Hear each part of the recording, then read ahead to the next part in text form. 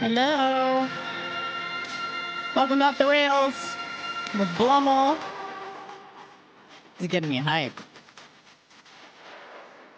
It is finally Friday, even though it felt like Friday on Tuesday. I was exhausted from what I don't know. My life isn't that difficult, but it is officially Friday, which means it's the weekend and anything is possible. We're probably going to get so much stuff done and go for walks and runs and bike rides, and probably not. Probably just sit on our asses and then eat some food. Blitz is here. Are you on? Is your mic on? Maybe? We're getting things set up, folks. Uh-oh. All right. 813-90-BUBBA if you'd like to call in and join the conversation. Maybe it's Dead Battery Jones. Not quite sure what's going on, but we'll figure it out. It's not a problem.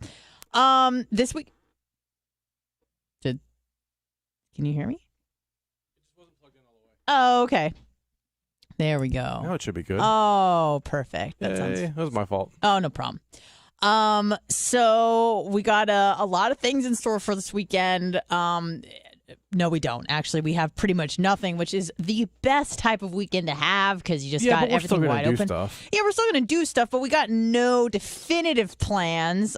Please, no one now text us or call us because you need help moving or something, because then we will, in fact, find plans, and then we will be busy. So please don't. Please don't do that. Let's just take a call right out the gate. Hello, who's this? Well, I'm Florida Stanley. Yes, what's going on, man? How are you? How are your the feeling in your fingers? It still tingles, but whatever. That's probably going to be for a while. Stanley. Yeah. Huh? Jet Ski Stanley. Jet Ski Stanley, yeah. No, we are not changing my name to Jet Ski Stanley. So, Blitz, I watched Jasper Mall 2 nights ago. Christ. Good, isn't it? There is no fucking way that is real. That can't be real. There's no way that all that humanity is locked in one small area. Sure it is. Jasper, Georgia, why right? wouldn't it be real? Alabama, I think. Anna, did you watch it? I watched probably a cool 45 minutes of the end. Oh, my God. How did you turn it off? I couldn't turn it off. No. I mean, like, we started, I think he started showing it to me midway through, and I'm like, this is dumb. And then all of a sudden, I became hypnotized, and I watched the entire thing. So you didn't even see the haircut at the beginning. Oh, my God. No, I missed the haircut. Mm-hmm. Oh, jeez. The one that wasn't even? It wasn't even. Stevie Wonder could have done a better job. I know. I don't. Yeah, well, but hold on. Has Bubba watched it? I didn't. No, I missed the first of course half of the not. show Of this course morning. not. But like, you see what I mean? Like, it's horrible, but it hooks you in. And it pulls you in. I'm telling you, Blitz. I'm telling you that has got to be. It's a spoof filmed as a documentary. It's not. It can't be real. It's real. Oh my God! Do you think? What do you think Bubba's going to think about it? I'm making a trip there. I'm going to make a trip there. Is it still open? Yeah, so there's like Facebook groups of people that have traveled up there and they have pictures. It's like a big deal now. Oh my God. The guy Mike or whatever his name is, he's like takes pictures of people, yeah. Oh my God. Supposedly he's still I'm definitely I'm definitely going to make a trip up there. Maybe September. I got too much going on. I would love to know August. the brainchild of that, like who thought it was a good idea, right? Who was captivated by the story of Jasper Mall and thought it was good enough to make a documentary. It says if you look on the wiki, it says It's the same guy that made I can't remember. He made another movie or another documentary that's well known. I can't remember which one it was though. But if you look at the wiki, but how did he hear about? That's the thing, is how did he hear about Jasper Mall? Like you don't just say, "Hey, I'm going to make a movie about Jasper Mall." You're right. like, you got to hear about it first. Someone's got to tell you. It almost seems like, you know, those shows, like those cooking shows where it's like you have 3 ingredients, like pineapples, tuna, and pickles, and you got to make a meal. It's like they're like, you have to make a documentary on Jasper Mall. And they're like, oh shit, how the fuck am I going to do this? And and they pull it off. Yeah. I tell you what, if they would have made a documentary about any other mall, it would have been boring as shit. That was But I'm telling you, there's horrible. It was so horrible. It was good. I'm willing to bet that same mall scenario plays out all over the country. Oh yeah. Oh my God! But the personality of the people is just what made it, or the lack thereof.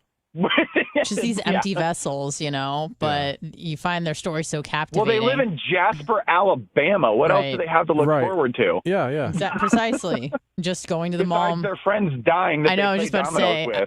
I know. That's how. Isn't that how it ends? Spoiler alert. Yeah. All right, guys. All right, I just wanted to call and tell you I watched it. Cool. Thank you. Yeah. I've said from day one, it's not good. No. But, like, it's captivating. And it's, like, literally, if you have time to kill and you're like, I've seen everything else, what am I going to watch? Like, it's it's interesting. You know what it is? You know the state of mind that you're in when you're just sitting on a public bench watching people, just people watching? Yeah. That's the same feeling. You just feel like you're sitting on a bench and you're just watching people go by. And you're kind of having like a reflective moment. You know, you see someone go by and you go, that person has a whole life history. I wonder where they're from.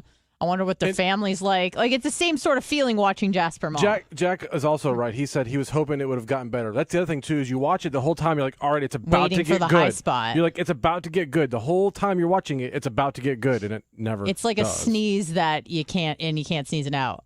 You feel the feeling of an impending sneeze, and you lose it. And that's what Jasper Mall is. Mm-hmm. But it's the hope that well, I guess we just ruined it for people. But yeah, you're really hoping for the high spot. You're like, someone's going to die. Someone's going to get eaten by a tiger, fall off the Ferris wheel. But no, nothing happens. That guy, Mike, that's a security guard, started out as a roadside zoo owner. He's kind of like a dark match Joe Exotic. And that's what he was. Yeah.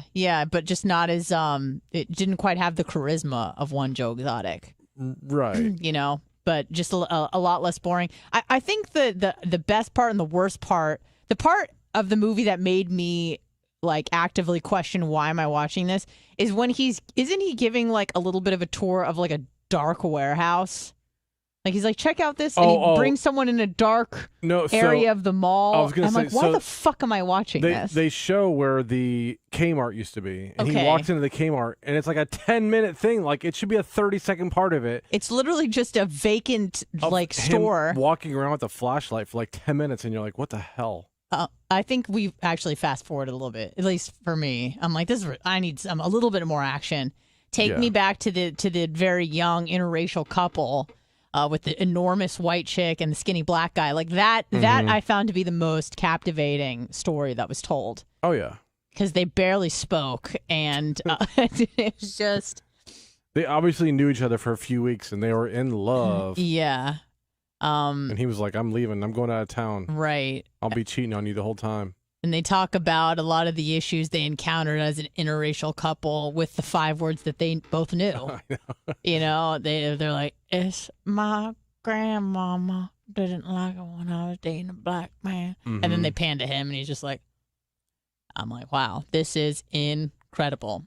So check it out if you haven't. It is, it's good. In a weird way, it's good. It's just like people watching. If you like just sitting and watching people go by, I don't even understand why that's so entertaining, or how that's held such a high entertainment value in a world where we have, you know, our smartphones and our computers. Mm-hmm. People watching is still just fascinating. It's just something that you can pretty much do for hours. At least I can. I know you can too. Yeah. Usually it's made better when it's just, you know, 6 enormous Latina chicks about to get in a fight in front of a Taco Dirty. Blitz and I, this is probably about like 3 months ago or something. Yeah. We went to get Taco Dirty, which is one of our favorite places to go get some food. Rhett's too. Yeah, that motherfucker refuses to go. They have this broccoli, this Rhett, breaded piece of shit. fried broccoli. It's so fucking good. So good. So we get the food to go, or maybe we ate and we brought, maybe if it was one time I had leftovers, and we went to get in the car. And we see some shit about to go down. I think it's a Sunday, maybe. It was a Sunday fun day, perhaps. Maybe around 4 p.m. Yeah, it was. Yeah, and there were these probably 6 or 7 or 8. More kept coming. Mm-hmm. Enormous. Because in that area, there's a bunch of like bars and stuff where you can, it's not unlikely to walk around, walk a couple blocks. Right. Catch an Uber, or you park across the street and down the road or whatever. So if you're unfamiliar with the Tampa area, it's this place called Soho, South Howard. And like Blitz said, there's a bunch of restaurants, bars, and shit. Mm-hmm. And usually on Sundays, it gets pretty busy, especially during football season. Or if there's any sort of sports or anything, the place is always just popping off. So Taco Dirty's is kind of right in the mix of all that. So we see... Great food, worst name ever. Yes, it's stupid name, but it's fantastic food. And there's like maybe 3 or 4 ginormous Latina chicks, and then more just keep coming. Mm-hmm. Like we see, another car pull up and 3 more get out. And then we see that there's a little bit of some conflict going on. A kerfuffle. Yes, a kerfuffle, if you will. So we get in the car, and I say to Blitz, can we just chill here for a second, eat food, and watch what might go down? And he's like, I wasn't planning on driving away. Yeah. You're like, I saw some chick getting loud, and we just posted right up. I remember there was like a Jeep in front of us, and we're like, get the fuck out of the way. You're like, we're dude, trying we to can't watch see this. her. Yeah. So, I'm pretty sure we saw some yelling, some screaming, and then remember like a black car pulled up, and one of the Latina chicks went over to the driver's side and like took a swing. Yeah, it was weird. And then we didn't know if they knew each other or if she was just talking shit. The bouncers from the club. I was just about to say, there's a bar right across the street.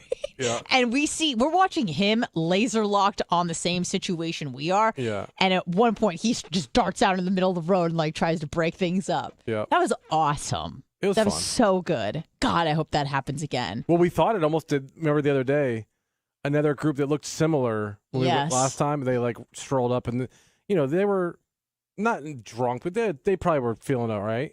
Yeah, and they started doing selfies and stuff. I said, oh, here we go again. Yeah, it was also Sunday, I believe. Yes, it was. Yeah, but it was fine. Yeah, they were like, take a picture. Like she was like screaming at her friend to take a picture of her. There was like sprinklers, so I guess it was giving some sort of aesthetic that she wanted to capture. So we just stayed for a second, and then as soon as it resolved itself, we're like, all right, let's carry on. Boring. We only want fights. We want friggin' haymakers. And it was so funny because like all these chicks, these Latina chicks, they were like, some of them were probably $2. Oh yeah. They were in the I would say 180 to 250, like every single one, but they're dressing like they're like 125. Oh yeah, the real tight. Yeah, like the tight bodycon sort of deal. A lot of midriffs. I'm like, these girls, I admire the confidence. Like, I'm like, I don't even have the confidence to pull that off. Yeah. But they don't give a fuck. They're just, and then a lot of times when you're wearing tight clothes, as us ladies know, it's hard to make a lot of grand gestures or movements. So when you're throwing like haymakers, like titties are popping out. So we were just like waiting for the show. Yeah, and it's like it's in the middle of the summer in Florida, so there's like titty sweat dripping off their skin tight stuff. They got titty sweat, they got roll sweat. Yeah, it was they got nails, so you got that. But it was crazy. I've never been angered, drunk or sober, otherwise, and like taken a swing at someone other than my sister that one time. Ed Kelly says they were all rocking the camel. Well. A lot of them were wearing skirts and they're riding up pretty high. It was just beautiful. Everything about it was just fantastic. And the only thing that could have been better is if that fucking Jeep wasn't in front of us, so we could have gotten a better view of the things that were about to go down. So that's cool. This week I have been living solo, by myself, taking care of the cats. For those that don't know, my roommate, and I think a Bubba Army person like really helped donate to her church thing that she went on this mission trip. Oh, yeah, they did. So shout out to whoever that was. I think she reached out to you and thanked you if you're listening. So I had the house to myself because my roommate is in Costa Rica right now. Do they still call it a mission trip? I think so. Is that its slave name, or do they call it like a retreat? Like, is there some other name? A mission trip isn't for slaves. No, I know, but it's to reprogram people so they believe this Bible. Right. It's a re-education camp. So yes. I don't know what people call it. I think it's still called a mission trip, but I don't know if that's the wrong terminology, because sometimes they try to sugarcoat it like, oh, it's a church retreat, help out thing. So I've been following along loosely, making sure she's alive and whatnot. I did hear from her a couple days ago when she called in to ask about the kitties. I'm like, they're good, everything's good, everyone's fed, everyone has water, we're good.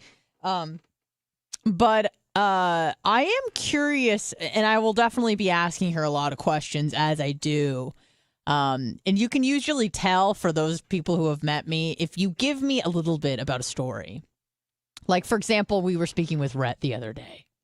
And the filthy, yes. And he started telling us about the Monet incident, and I felt like I really took it to the next level in terms of details. Like, I like to know details. Oh, yeah. Every detail.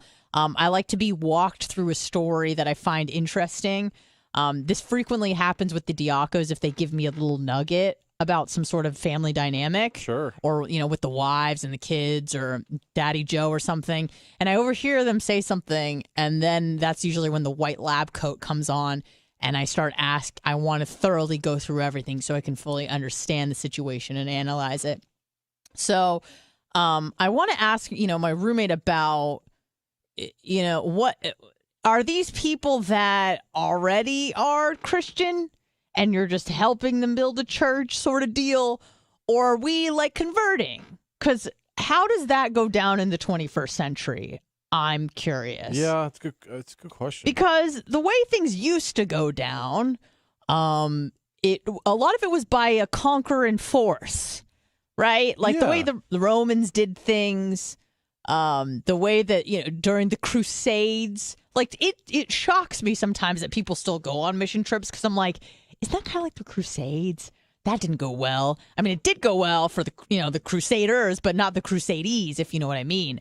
A lot of people were forced to convert. Otherwise, they would be killed. And I'm sure a lot of them were killed anyways. But so I'm always very curious as to like the connotation of a mission trip, because of the historical nature of conquesting native people and forcing them to adopt your beliefs. Now, I understand you're probably not doing this using the same tactics. Right. Like maybe you're like, here's some food and a Bible. Like you try to sneak it in, like you sneak in medication with your dog food. I'm sure it's a lot of that. I just want to know. I assume most of them are already Christian. Let's be real. They speak Spanish. They've already been, conquered by the Spaniards, which were Catholic. So I'm sure a lot of them are like the work's already been done for you. Yeah, you would think so. And then I think, like, haven't these people suffered enough? Like, aren't they see white people and they're just like, are you fucking kidding me? But white people bring goodies. Yeah, they do bring the medications. They bring the food. Not all white people, and not all people that they help are people of color. I just want to clarify. But in this situation, typically it's like these, brown people are receiving help from white people, and they get the foods and the medication and the supplies. So that's great for them. Mm-hmm. But do they like say the words and you're like, I accept Jesus? Okay, There you go. There's your food. Like, I want to know, like, what's the transaction? Or are we just indiscriminately helping everybody? Someone explain it to me. Maybe call in if you've been on a mission trip. 813-90-BUBBA. A real, like, overseas mission trip. Yeah. Not like, hey, I went to part of Tampa. And right. handed out blankets. No. I mean, I want some Costa Rica, Ghana action, something like that. Yeah. Where you went overseas, and then what's the itinerary typically? Do you build houses? I'm willing to bet that what happens is they have a church group there already that live there. And this church group contacts that church group and says, hey, we want to come do a mission. And they say, okay. And there's, 20-ish, 30 people that come down there, and they spend a week, walking through town, giving a few things out, helping to like rebuild whatever, and you know, and but it's like probably with a local group down there that already is stationed down there. A there. group of people that like, hey, we've got it planned that this week we're gonna rebuild so and so's house. See, that's cool as fuck. Like if it's like a Habitat for Humanity, is that a Christian run thing or no? The non-denominational. I know what Habitat for Humanity is, but I don't know. I think might be. I don't know. I thought it was run by a church, but now I'm second guessing myself. If it's shit like that, where you're just rebuilding schools and houses and hospitals, that's fantastic. But if you're like going there just to do like church services, I feel like that's maybe not what the locals need the most. Maybe they need. Habitat for Humanity is a Christian organization. Okay, that's what I thought. That I'm cool with. Like, hey, our church wants to go build some houses. Great, no problem. But I don't know how it would go. It's like, are you trying to convert people? Are you knocking on their aluminum doors saying, hey, aluminum? If you have any cardboard, scrap metal. I mean, that's good money. Okay, cardboard doors. Hey, if you have any, if you're free on Thursday evening, we're doing a little bit of a nighttime service. If you'd like to join us for some plantains and rice. Bananas? I don't know how that goes down, huh? Bananas. Yeah, I'm dumb. So what's weird is like some religions are very interested in getting recruits, which is funny because I feel like those are the religions that lead the least amount of recruiting. So like you think about the most popular religions on the planet, I want to say it's Christianity, followed by Islam. Yeah. In terms of numbers of people who just subscribe to the religion. Probably. And if you think about it, those two groups of religions did a fair bit of conquest. They did.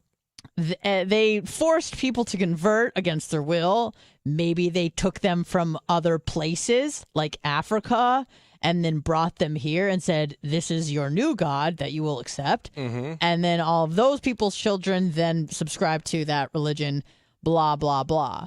You know who's not interested in converting anybody and would prefer less converts are Jews.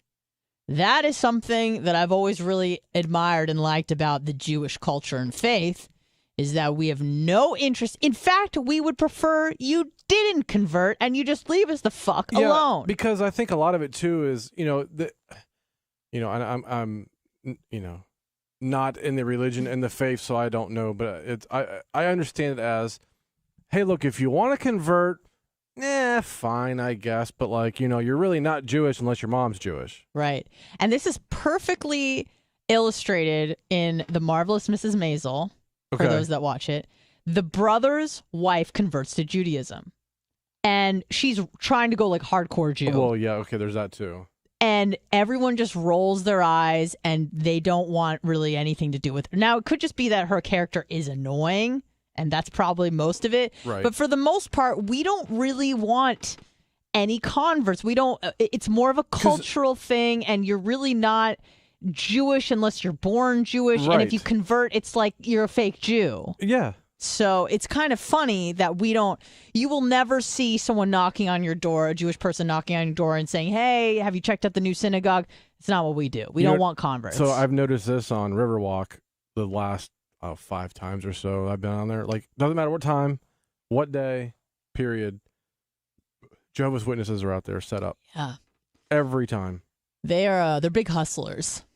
Now, I will say, Mormons too. They have not, like, they don't stop you and say, like, hey, can I talk? Like, unless you walk up to because they have, like, a whole setup of, like, yeah, posters you know what they're stuff. there for, right. Yeah, and they don't, like, props to them. They don't hide it. Like, they say, here's where Jehovah's Witnesses, like, it's, like, written on the sign and all that.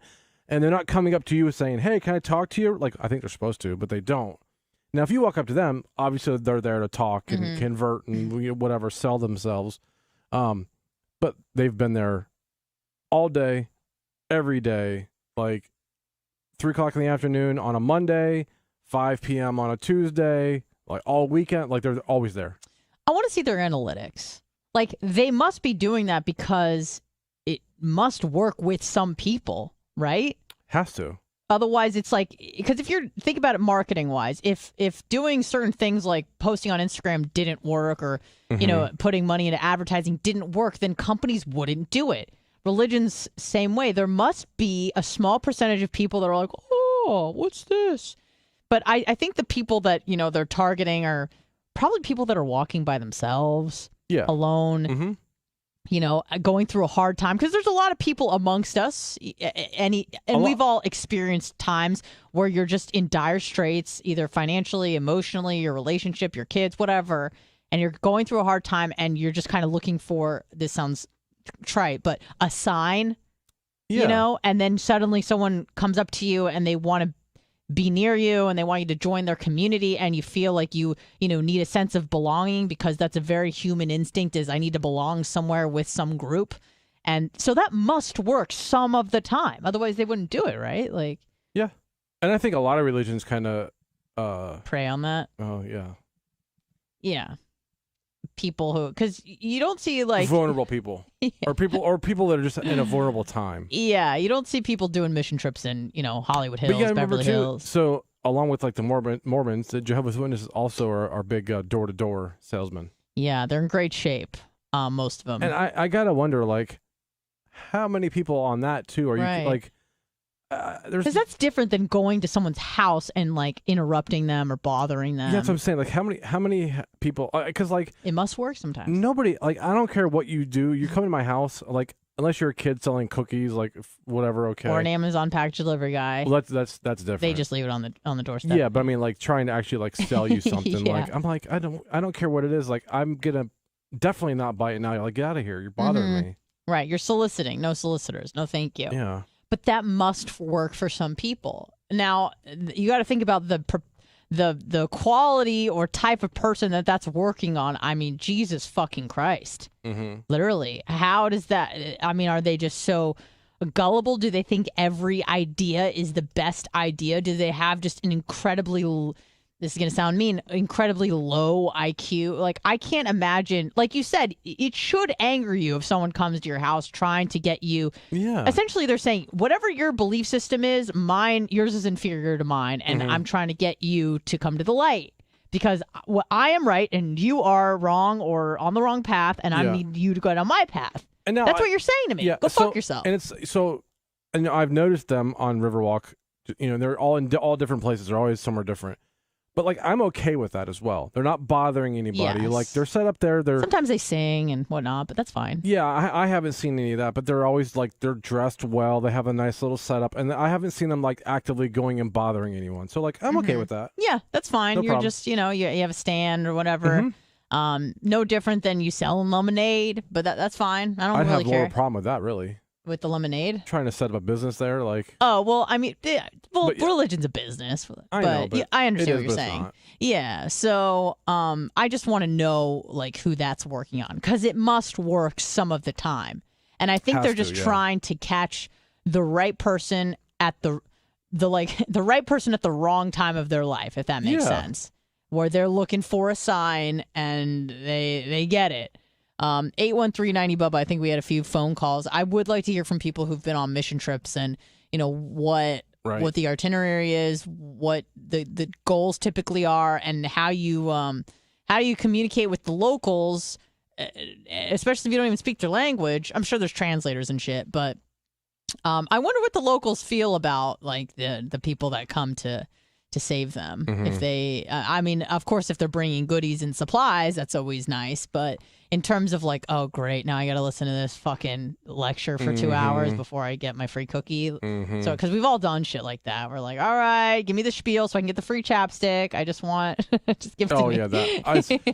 Every now and then you get the timeshare deals. Have you ever seen those? Like, yeah. Hey, we'll take you out to dinner, or like the investment guys, or whatever. Like, I won't do that. I don't care. No, thank you. Please, no, thank you.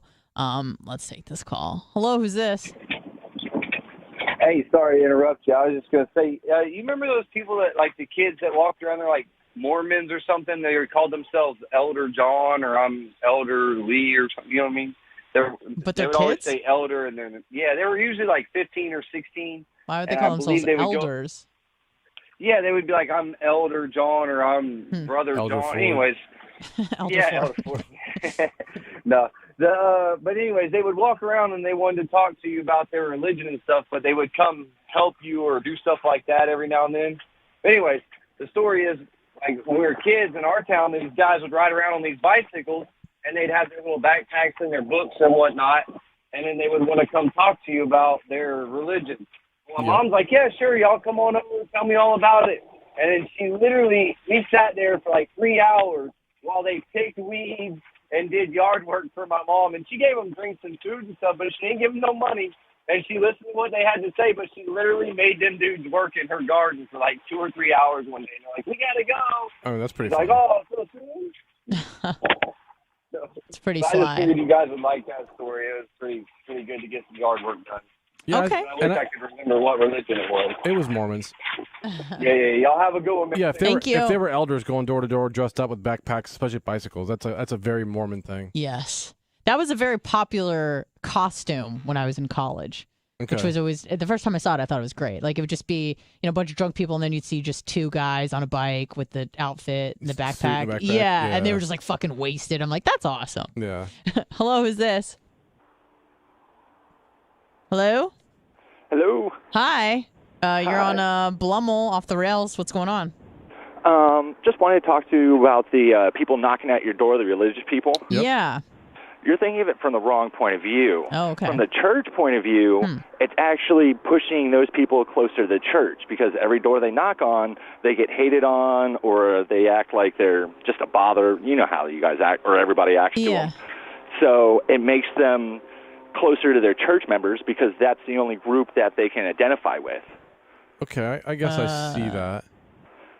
Like, It's twofold. Hey, number one, we're sending you out and making you closer to the church because all these people hate you, but the church loves you. And twofold, and the other thing is we might recruit some people too. Exactly, interesting. So it's kind of like basic training where you band together when you go through hard times because everyone's like, fuck off. I hate you.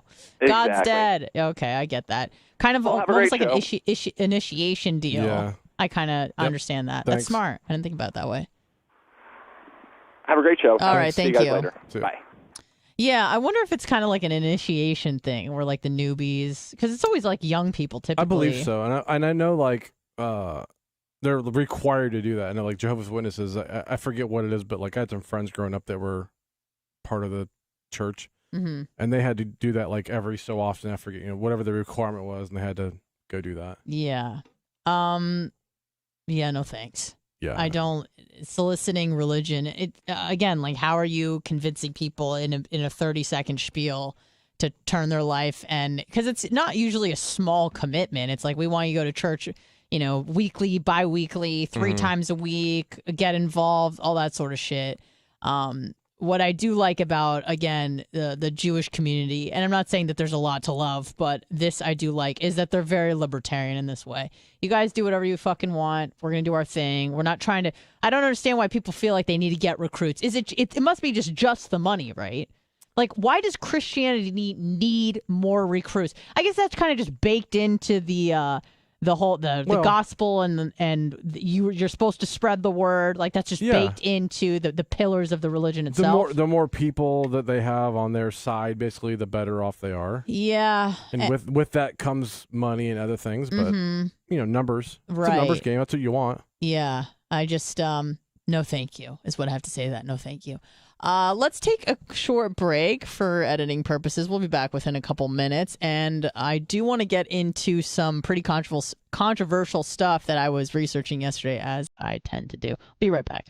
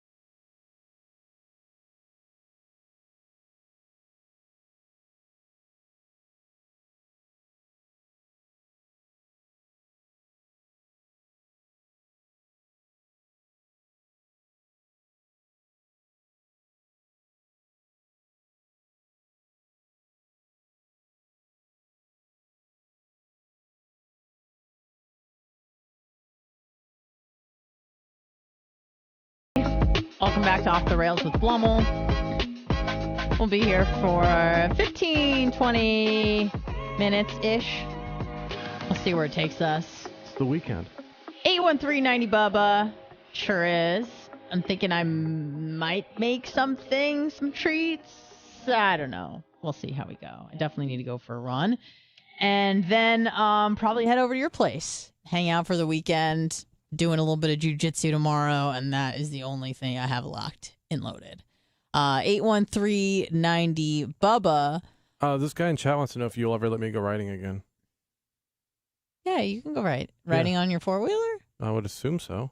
Yeah. Yeah, well, she's I would never let him go. Yeah, so she's never said no. No. I haven't had the time to go, so. Yeah. Oh, he's gone and done fireworks stuff. Not that that's fireworks stuff, but you know, if he wants to go do that, he goes and does that sort of thing. I need to too. Yeah. We're not a controlling bunch of people. You got to let people live their lives. Blitz has a lot of hobbies. I have a few hobbies. Brunch is one of my hobbies. Ed Kelly, was that you that sent the mixer? So make sure you grab that mixer if you're gonna go take. Yeah. Go bake. Oh, yes. Thank you so much for that. That was very, very sweet. I did see that. I wasn't. I have it set aside. Okay. Here. Yeah. To open on the air. I guess. I'm okay. not sure. Well, we'll do something with that. Thank you so much. That was such a generous awesome. gift. Really, truly. 813-90 Bubba. So last night I was watching a video about I don't know if people are familiar with this. Probably most people are. Maybe not. I don't know if it's common knowledge. Are you familiar with the book called The Bell Curve? Yeah. Right. It's probably one of the most, if not the most controversial books ever written. If you're unfamiliar with it, it was a book written by two dudes, one of whom was lucky enough to die shortly after it was published, I think. I think the other one that survived was Charles Murray. Charles Murphy. I think that's Eddie Murphy's brother. Charlie Murphy. I think it's Charles Murray was the other one that lived long, and I think he's still alive to deal with all the fallout.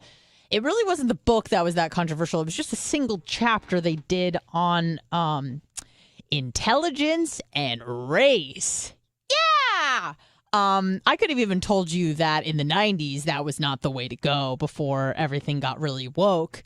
But essentially what they did is they collected a bunch of data about IQ. And, you know, people tend to look at IQ and maybe age or gender, but putting it against race is probably the biggest no-no that you could probably make in science or just in public in general.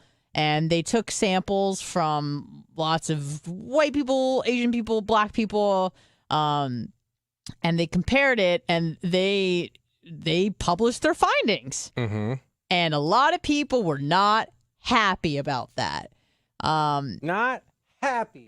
And so, again, one of the guys died, I think, shortly after, but the one that lived just pretty much went through hell, was called a racist, was, you know, I think pretty much banished from academia for trying to make it seem like some people had a predisposition based on race for intelligence over others. And they didn't make any of those claims in the book. They didn't say like, oh, you know, white people have a lower IQ than Asians because they're inferior. You know, they just kind of, I think, left it mostly open-ended and just said, you know, this is what could possibly be it. But they didn't say because, you know, white people are inferior, black people are inferior. They didn't make any of those claims. But people were just upset by the data. And so one of the guys who's involved in intelligence research, and I think knows Charles Murray personally, was on Lex Friedman's podcast. So I was tuning in for that, and they went into this whole thing about, should you even conduct that sort of research? What should you do with the information if you have it? Lex seemed to think that perhaps there was a responsibility on behalf of the researchers either to not research it at all, or if they do and it is comes out unfavorably by society standards, that maybe you shouldn't even publish it at all. Lex thought that? He was he was more playing devil's advocate because the other guy was so like, you got to publish everything you find. And Lex was like, don't you think that you bear responsibility for the fact that your studies could be misinterpreted by the wrong people? Which is a fair question. I guess he didn't say, like, you shouldn't publish it. But he's like, should you be extra careful to say this doesn't mean X or this does mean Y? Like, make sure that it's very crystal clear that you're not a racist or a sexist or whatever the case may be. And the guy basically said, no, it's not your responsibility. Your responsibility is to just collect the data as a researcher and to publish the data. He said you shouldn't be afraid to, he thinks it's unfortunate, but, you shouldn't be afraid as a researcher to publish something because, you're afraid that someone else might misinterpret it. Mm-hmm. So it was kind of an interesting discussion, and a lot's been said with like the studies that were done in the Holocaust by Dr. Mengele. Is it Mengele? I thought it was Mengele. Mengele. But I don't know. Yeah, did horrible experiments with like twins and kids and changing eye color, just horrific sorts of things done by Nazi doctors. But, there was a lot of data that was collected. So what do? Do you just shred the data, or you just go, okay, well, we learned something here. Like, let's just not trying to compare that to intelligence studies or whatnot, but a similar sort of thing where it's frowned upon, society frowns upon it. So do we just throw it all out? Do we even research it at all?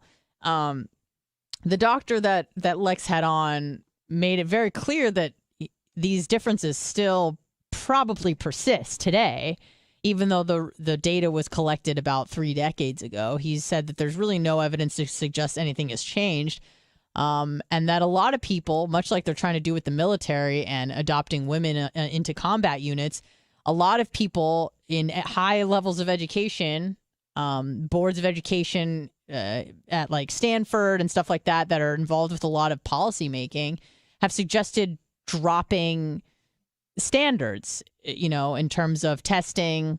One of them, he said he was appalled by the fact that I think a woman at Stanford, she was like an education professor of education or something, that was involved in some sort of like committee or commission that was going to be involved in changing policy.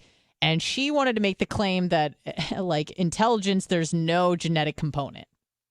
There's no genetic component of intelligence, and that there's no people that are more gifted mathematically than others. It's essentially just like your environment and if you have the right teachers and all that sort of stuff. So she actually wanted to eradicate like advanced classes because she just thought that it made other people feel bad that they couldn't, they were unable to succeed if they were to take an advanced calculus class, for example. And, this doctor was just beside himself, thought it was horrific. And, it was just interesting stuff regarding controversial topics. Do you even investigate them at all? Do you acknowledge them at all? Do you just assume that it's all because of the environment and they didn't have resources? Although he did say something that was like really interesting. He said that they conducted studies over several years and repeated them over and over again. And they said when you controlled for like the teacher and the level of education that they received from the teacher, and also like the resources and how much money the school had, he said that the number one predictor for success, and I think they measured success by academic success, so take that as you will. They said that the number one predictor was just essentially innate ability, the abilities that the student brought in with them. So essentially their innate ability. And he said that the resources that they received from the schools and also the level of the teachers was responsible for less than 10% of the variance of the students. And again, they measured this by academic success or, how far if they got a graduate degree, which to me, I don't think is a great measure, but nevertheless, it's a measure though. Right. It's something to be considered, or I don't think they just took straight IQ. I think it was like they measured it by academic success. And they said that, so why would we be dumping all these funds into education and better schools when at the end of the freaking day, it doesn't really matter, is what the guy was saying. Now, again, I would need to look at the study. That's BS, because even the quote unquote smart or intelligent kids still need to be taught. Sure. And I mean, obviously, if the teacher doesn't even know how to do the math problem, but I'm assuming, and maybe I'm wrong in assuming that the teacher has some basic competency. Obviously, some teachers are much better than others.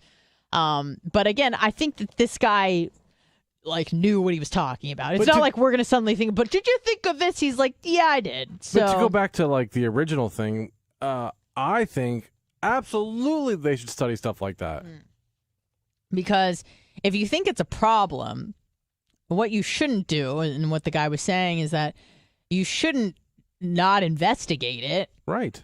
And he said, and you should look at it, see what it means, and that's the only real way that you'll be able to solve the problem if you think there is a problem. Correct. But instead, they see the data, they're offended by it, they say that there's no problem or that it's, racism or whatever. They don't have the resources or whatnot. And then you blow more funds into either education or something or whatever, and you don't see a change.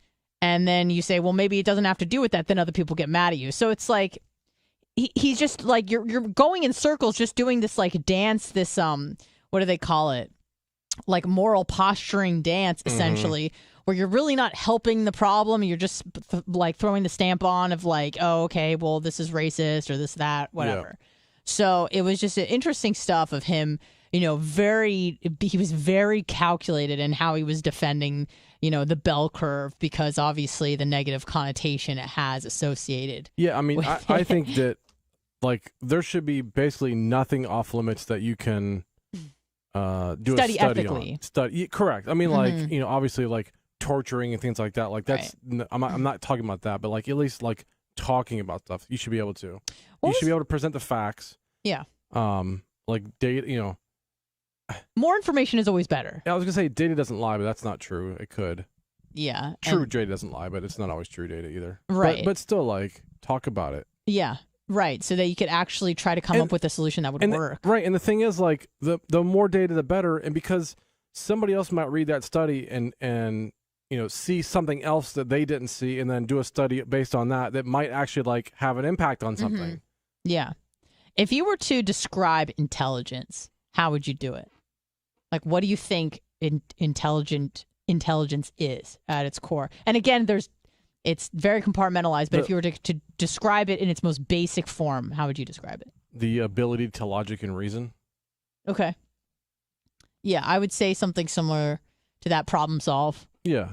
It has a lot to do with memory and learning, I'd say. But again, there's different types of intelligence. I was gonna say you can be strong in problem solving, but not be good in memory. But if you're so good in one, it could make up for not being good in the other. Right. And I feel with a lot of neural atypical people, and I guess these are, I don't want to say it's usually like this, because I feel these are always the cases we hear about, right? Like Elon Musk, who's probably has Asperger's. So he probably has I don't want to say a very low EQ, but probably a lower EQ. I've seen him interact with people. It's awkward. It's weird. Yeah. Yeah. I think he's smart enough where he can pick up on things just by saying oh, that person looked at me like this, and I know that this now means that he doesn't want to talk to me anymore. Yeah. It's it's not so automatic. I like Elon. I think what he does is cool, but I also don't like the fact when people are oh, and they did the same thing with Steve Jobs. They're we need him to run the world, which being the richest man, he kind of does. Because he is so smart. God, he's brilliant. Look what all he's done. And it's well, he really didn't. He grew up a rich kid that was lucky enough to invest in good investments. And he wasn't really the guy who had anything to do with the SpaceX program itself. He funded it. Okay. Which is awesome. Yeah. And we need people like him to be able to do that. Right. But he wasn't in there building the rockets and doing he doesn't. But even if he was, why would that make him a good leader? Right. But they say, oh, well, he's so smart. Look how rich he is. He's so smart. He's got all. But he didn't do any of that. I don't know. Do I think that the smartest people are always the most well equipped to lead, especially lead a country? I don't know. I've been doing a lot of more research on the Big Five, the personality Big Five, because I've been listening to a lot of Jordan Peterson, and he often references it. Yeah, well, he's Canadian. That is true. Yeah. So I should really discount everything he says. Correct. But probably eats poutine. probably does, and loves hockey, but so do we. So I was looking up the Big Five yesterday because he always references it, and I would like to know exactly what the Big Five are, what they actually mean, all that sort of stuff. They're all pretty intuitive, except there was one that I didn't know what it meant, really, and that was conscientiousness. And so yesterday, I kind of did a deep dive into what that means. Like, we can all kind of, like, it's OCEAN is the acronym. Mm-hmm. So it's like openness to new experiences, conscientiousness, extroversion. Olive oil? No. Oh shit. No. Hold on. A is oh my god. Yeah, I don't know him, so. No, I know what it is. I don't know why. And neuroticism is the last one. Agreeableness, excuse me. Okay. Is the A. So you should know that one. Yeah. So I was investigating conscientiousness because I didn't really. Like, I kind of knew what it meant, but, like, if you were asked, I was like, is it someone who's, like, kind of cautious? Like, I didn't really know. Mm-hmm. So I did more of a deep dive yesterday into, like, what it actually is, what they call it the facets, like the subcomponents are. So it's, like, people who are extremely organized in every which way, planning, putting things together. They're very tidy, all that sort of thing. Productiveness was the other facet where obviously you're pretty time efficient, you get things done, you follow through with projects. And the last big one was responsibility. So you're a very dependable person, trustworthy person, all this sort of stuff. Okay. And I think out of all of the Big Five, I would score highest on conscientiousness. Now, again, conscientiousness is typically a good trait to have, but obviously the downfall is it's also associated with a lot of mental disorders. Number one being obsessive compulsive disorder. Imagine that. That's what the doctor said that was giving me the information. She goes, listen, it's great, but also it can run away from you. And it has a high correlation rate with obsessive compulsive disorder. I can see that. Interesting. Cool. So I was kind of going through all of those things. Like, oh, great. More to obsess about. Exactly. That I'm too conscientious. But I think that a good leader would be someone who, if we're going to all of the through the things, probably moderate on the openness to new things. You probably want someone who is very conscientious, very organized, gets shit done, productive, time efficient, all that sort of thing. You probably want someone who is pretty extroverted, right? So that they can talk to the people, the public, because that's who they're representing. Agreeableness, you probably want someone who's pretty fucking low in agreeableness. Now, you would think that just being agreeable would be a good thing, but I also went into agreeableness and why women actually find disagreeable men a lot more attractive than agreeable men, because agreeable men tend to be pushovers, bitches, betas.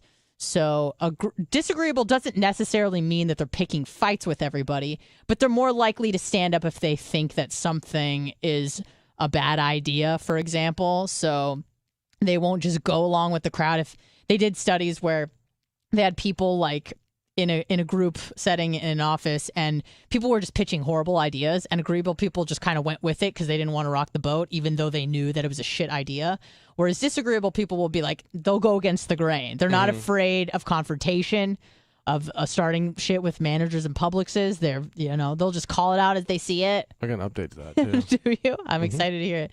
And so it's probably best to be a disagreeable person in the sense of the Big Five, not necessarily like just disagreeing with people for the sake of being, disagreeing and being a pain in the ass. And then you probably also want someone who is probably pretty low in neuroticism, or at least can hide it well. Yeah. Because you don't need someone that who's... could be scary too. Right. And again, I feel like people who are low in neuroticism and low in conscientiousness and disagreeable usually fall into like the dark triad thing they talk about. I feel like there might be some people that we work with that might be high on the dark triad, which isn't necessarily a bad thing. Usually those people are very successful. Obviously, Rhett's part of the dark triad. Yeah. People high on the dark triad, usually it's funny because there's just like a couple degrees of difference between psycho serial killer and CEO. Right. Or surgeon. Yeah. Surgeons tend to be very high on the dark triad, which is interesting. So, and I think it's narcissism, Machiavellianism, and psychopathy. So it has a lot to do with like being pretty emotionally stable, not being empathetic, having a feeling of self-entitledness, and also manipulating, the ability to manipulate people. And a lot of women find that hot, by the way. So by the way, this is Dr. Diaco. No, but a lot of times that's why you see all these crazy serial killers, and they have all these female fans that keep writing pen to them. pals, and of course, that want to marry them, even though they've murdered 12 women in cold blood. So all the hot chicks like to do that. Yeah, women do not really. No hot chicks that ever do that. Women typically don't like agreeable men. So I was learning about this through Jordan Peterson and his daughter, actually Michaela Peterson, who also has a lot of insight on this stuff because she grew up with Jordan Peterson as a dad. So she just kind of like heard this through her whole life. Interesting stuff. But we'll take a few phone calls and get the fuck out of here. Hello, who's this? Yo, what's up, Blummel? Biggie. What's up, Iggy?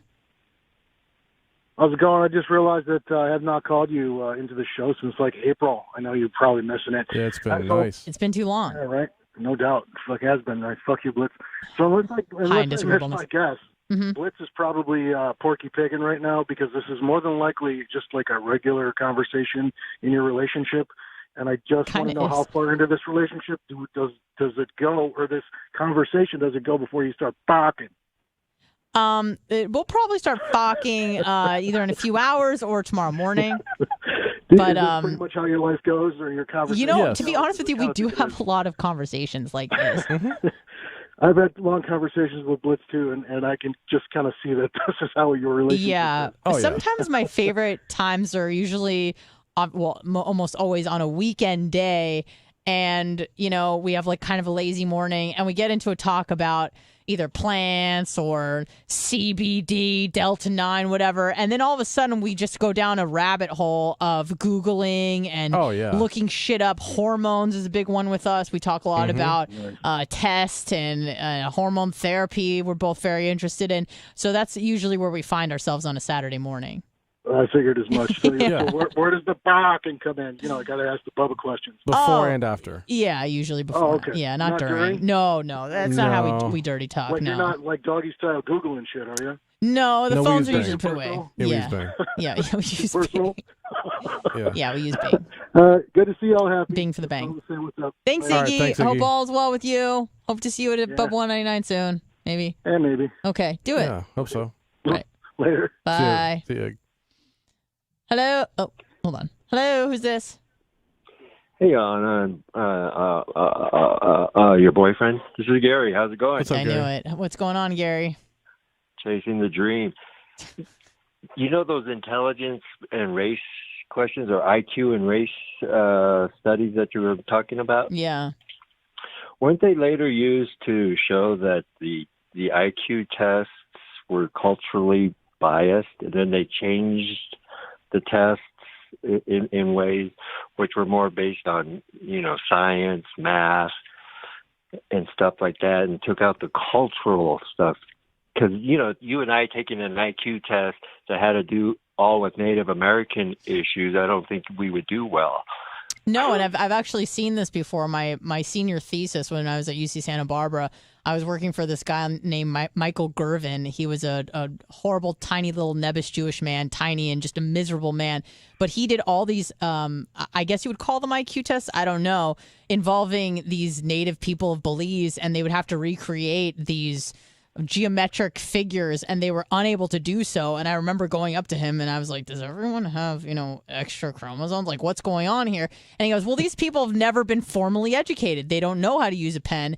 But then he would have questions where an interviewer was asking them like, okay, you have 60 seconds, name as many fish species as you can, and they can name like 150. So obviously it was a little bit different, and biased and stuff. But, I don't know too much about the IQ tests that have been administered in America and how they've evolved over the years. It reminds me of some videos I saw recently. It was either on YouTube or maybe like Instagram or something. And the guy goes around town asking younger, they think they call them like millennials, even though they're really like Gen Z or Gen whatever the younger ones are now. Mm-hmm. Like, hey, can you name like 3 countries other than America? And they were unable to. And then he's like, can you name how many continents are there? And they're like 2. And then he goes, can you name the Kardashians? And they name all the Kardashians like instantly.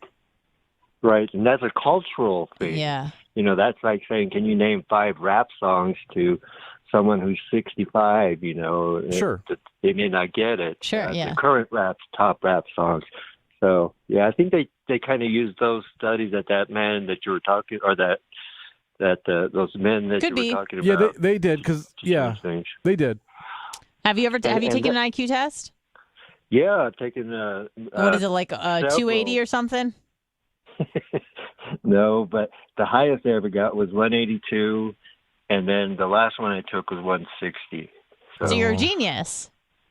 Well, I've been ranked that several times. Yeah, anything over 160 is considered genius status.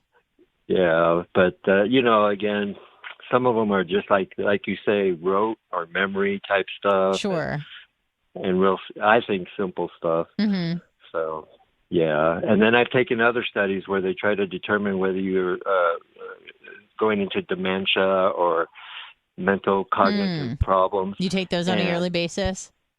And then they ask real simple questions. Okay. It's like, okay, how can someone with like myself, 4 degrees and whatever, who may be, or like the Diacos, may be very intelligent people, and then you offer these tests to test their cognitive abilities, and they're just real simple. Okay. Yeah. You need to have a test that tests super intelligent people, whether they're losing their cognitive abilities at a different level. And Blitz, you're right. Jobs probably would not have been a good president, or Elon Musk and Donald Trump. You can name them all. But they're not. So like Jobs or Elon, like they're not genius level people. Like they're. But who's to even say that a genius would be a good? And I agree. Yeah. I have a question, Gary. What are your plans for this weekend? Like, what do you do? What do you do on the weekend? Well, like I said before, I'll either go riding 4x4 out on the ranch, or go. Actually, this weekend I would hope to go shooting some stuff. Yeah, nice. Very good. I like to. I have a 380, a 12 gauge, something else. Do you put a MAGA hat on your target? Oh, definitely. Okay, beautiful. All right, Gary, we got to get going. All his targets are red. All right. Have a great weekend. All right, Gary. Thank you. Bye. It was very pleasant. Pretty pleasant. All right. I think that pretty much sums it up for now. I hope everyone has a great weekend. I know we will for sure, because we're going to get some Ethiopian food. Or not. Don't give me that look. You scare me. I'm afraid of you. Have a great weekend, Blitz. Thank you so much for all you do. You too. And we'll see you on the other side.